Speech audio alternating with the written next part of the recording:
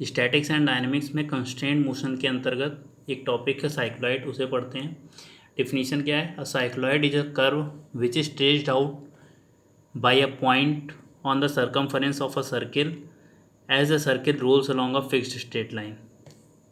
तो हमें साइक्लॉइड की शक्ल कुछ इस टाइप की दिखती है, जहाँ पे ए डैश और ए पॉइंट जो है वो कस्प कहलाते हैं, और इन दोनों पॉइंट्स के बीच की दूरी जो होगी वो बेस होती है।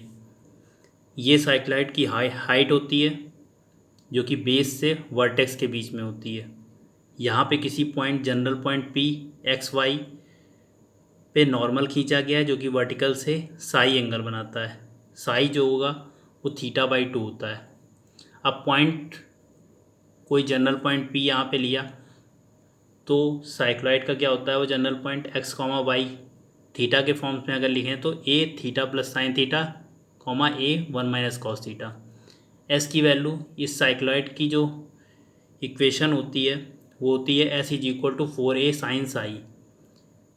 अगर इसकी वैल्यू जो होती है √8a/y, ये वैल्यू कैसे होती है वो अभी हम आगे देखते हैं।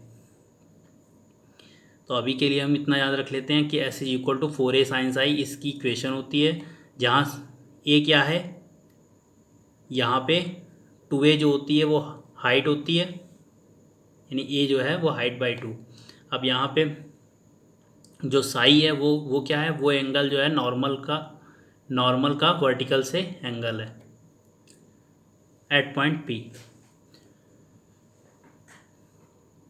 मोशन ऑन अ साइक्लॉइड, अगर यहाँ पे एक बॉल रख दी और यहाँ से वो मोशन करते हुए इस तरह से वो मोशन कर सकती है यहाँ पे, तो अगर हम इक्वेशन लिखें तो क्या होगी, अच्छा एस क्या होता है, एस यहाँ से यानी वर्टेक्स से उस पॉइंट की डिस्टेंस होती है, m/d2s/dt2। इस कर्व के अलोंग क्या हो जाएगा, मोशन इक्वेशन ऑफ मोशन लिखें न्यूटन सेकेंड लॉ से, m into mass into acceleration is equal to net forces, m/d2s/dt2। ये हो जाएगा क्या, force m into mass into acceleration is equal to क्या हो जाएगा, यहाँ पे पार्टिकल है किसी पॉइंट P पे, तो अगर mg को वियोजित करते हैं तो क्या होंगे, कंपोनेंट्स mg कॉस साई इस डायरेक्शन में वर्टिकल डायरेक्शन में, और इस डायरेक्शन में क्या होंगे mg साइन साई। तो यहाँ पे हम किस डायरेक्शन में ले रहे हैं, O से P की ओर कर्व की डायरेक्शन, तो -mg साइन साई ये हो जाएगा, क्योंकि यहाँ पे mg साइन साई इस डायरेक्शन में है और एक्सीलरेशन इस डायरेक्शन में, दोनों अपोजिट डायरेक्शन में, इसलिए यहाँ पे माइनस साइन। अब यहाँ पे कर्व की इक्वेशन क्या थी, S is equal to 4a sine psi, तो साइन साई की वैल्यू हमने यहाँ पे s/4a रख दी। अब हमें क्या दिख रहा है यहाँ से कि जो एक्सीलरेशन है वो डिस्प्लेसमेंट के निगेटिव प्रोपोर्शन में है। तो इससे हमें क्या पता चल जाता है कि अगर कभी भी एक्सीलरेशन डिस्प्लेसमेंट के निगेटिव प्रोपोर्शन में है तो वो SHM होती है। अगर ये इक्वेशन ऑफ मोशन जो है वो SHM है, यानी सिंपल हार्मोनिक मोशन में है, तो इसका टाइम पीरियड क्या हो जाएगा, t इज इक्वल टू 2π/√μ। √μ क्या है यहाँ पे, जो डिस्प्लेसमेंट s के साथ लगा हुआ कांस्टेंट है। अब यहाँ पे m कट जाएगा तो g/4a बच जाएगा। म्यू की वैल्यू यहाँ पे क्या है, g/4a। अब यहाँ पे हम टाइम पीरियड का देख रहे हैं कि ये टाइम पीरियड जो है वो इनिशियल डिस्प्लेसमेंट हमने चाहे जो भी दिया हो वो उससे इंडिपेंडेंट है।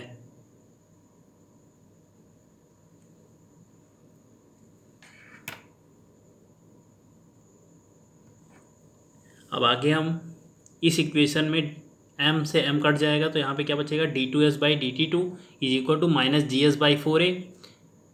यहाँ v d2s/dt2 क्या है, एक्सीलरेशन, तो इसको हम v/ds लिख सकते हैं। s क्या है, डिस्प्लेसमेंट, ये अगर इतने से यहाँ से पार्टिकल छोड़ा गया है तो ये डिस्प्लेसमेंट हुआ s, तो यहाँ पे v/ds acceleration is equal to -gs/4a लिख सकते हैं।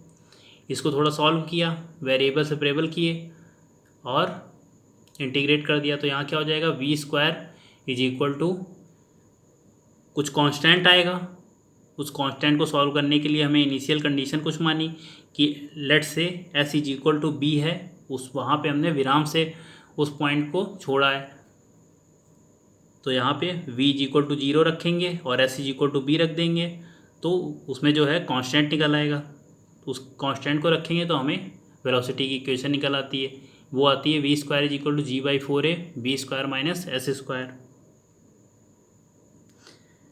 अगर हमें pressure at any point on the cycloid वो निकालना है तो कैसे निकालेंगे, देखो यहाँ पे साइक्लॉइड है, साइक्लॉइड के ऊपर क्या है, एक मास है, एक बॉल है जो कि यहाँ पे मूव कर रही है, नीचे उस पर mg फोर्स लग रहा है, mg कॉस साई इस डायरेक्शन में लगेगा नॉर्मल डायरेक्शन में, और इसकी टेंजेंट डायरेक्शन में, या कह सकते हैं इसकी मोशन डायरेक्शन ऑफ मोशन में उस कौन सा लगेगा फोर्स, mg साइन साई।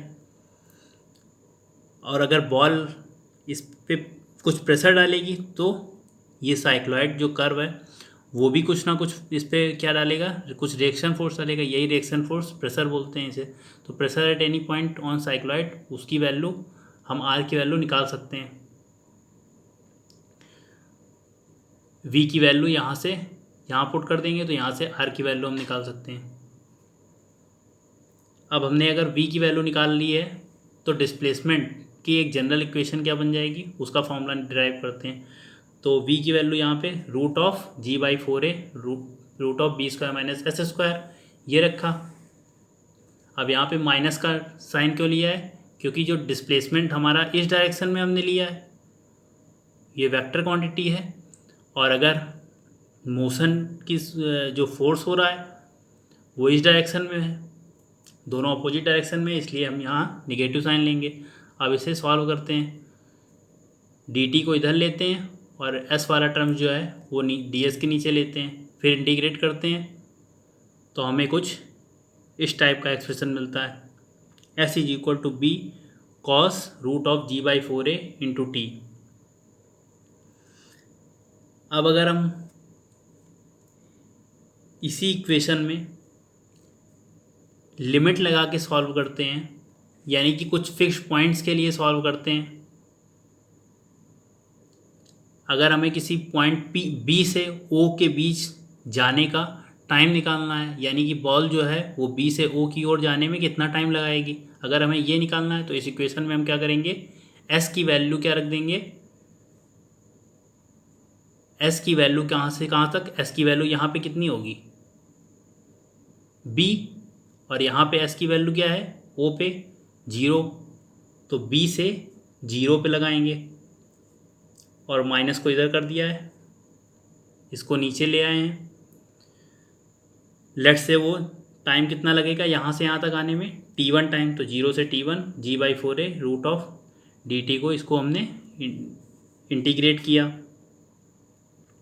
मतलब हमारा कहने का ये है कि एट पॉइंट बी जो s डिस्प्लेसमेंट है वो b है, और that will be time t is equal to 0 assume करके चलते हैं, और time at point O s displacement क्या होगा 0, और वो टाइम लेट से वो t1 होगा, तो यहाँ से हमने t1 की वैल्यू यहाँ से निकाल सकते हैं जो कि pi root of a by g निकलेगी। तो ये हमने देखा एक डाउनवर्ड साइक्लॉइड, ये एक डाउनवर्ड साइक्लॉइड है।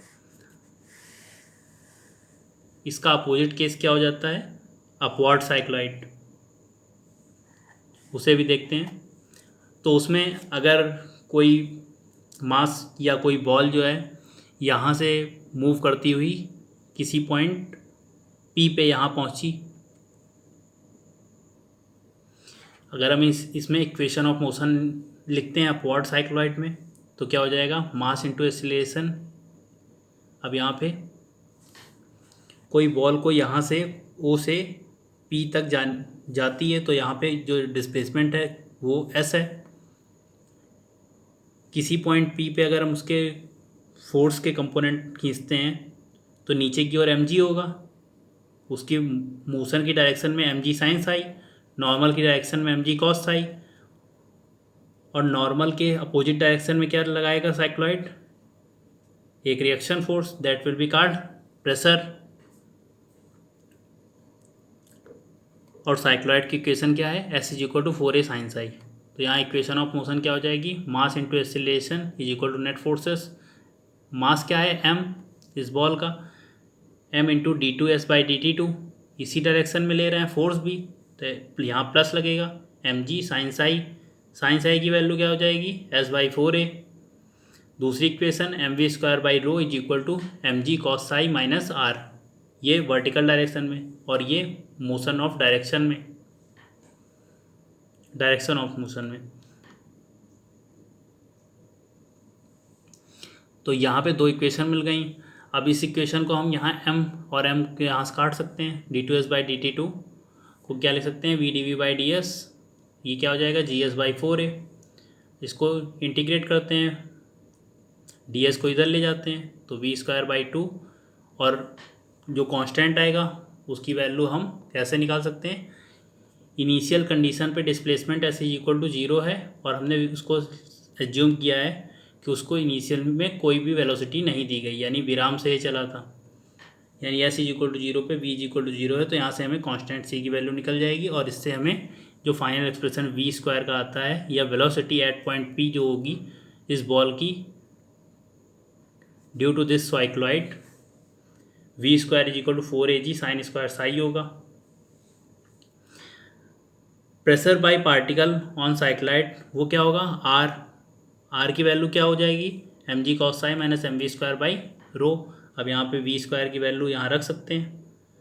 अच्छा, यहाँ पे जब पार्टिकल छोड़ेगा इस साइक्लॉइड को, तो वो एंगल अगर हमें साई की वैल्यू निकालनी हो तो वो क्या होगा, जब प्रेशर यहाँ पे 0 हो जाए, बॉल पे प्रेशर 0 हो जाए, यानी r की वैल्यू 0 हो जाए, तो यहाँ 0 रख देंगे तो साई की वैल्यू निकल आएगी।